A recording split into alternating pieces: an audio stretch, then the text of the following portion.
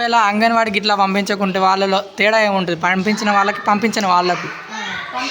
అంగన్వాడీ సెంటర్కి పంపించని వాళ్ళు ఏ విధంగా ఉంటారని మీరు క్వశ్చన్ వేసారు కదా, దానికి ఆన్సర్ ఎట్లా అంటే మానసికంగా వాళ్ళు ఏమి అభివృద్ధులు పొందలేకపోతారు, వాళ్ళకు పోషకాహారం అందకుండా ఉంటుంది, మళ్ళీ పిల్లలు కలిసి ఆడలేకపోతారు, ఒకే దగ్గర కూర్చోవడం వాళ్ళ దాంట్లో అట్లాంటి మనం గమనిస్తాం అన్నట్టు.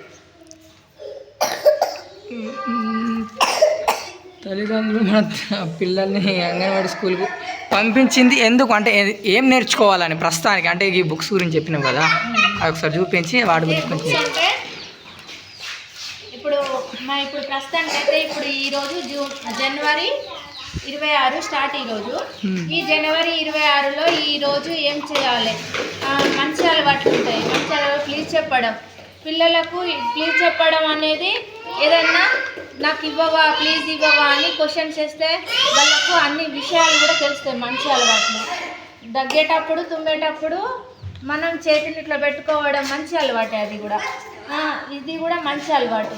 సంభాషణ జంతువుల గురించి కానీ పక్షుల గురించి కానీ మనం చెప్తాం, మన గ్రామంలో ఏమేమి జంతువులు ఉన్నాయి అని పిల్లలను క్వశ్చన్ వేస్తాం. మనం క్వశ్చన్ వేసినప్పుడు అబ్బో బర్రెలు ఉన్నాయి, ఎడ్లు ఉన్నాయి, గొడ్లు ఉన్నాయి అనే విషయాలు వాళ్ళు చెప్తారు, అదొక వాళ్ళు గుర్తిస్తారు అన్నట్టు అది ఏంటి అన్నది.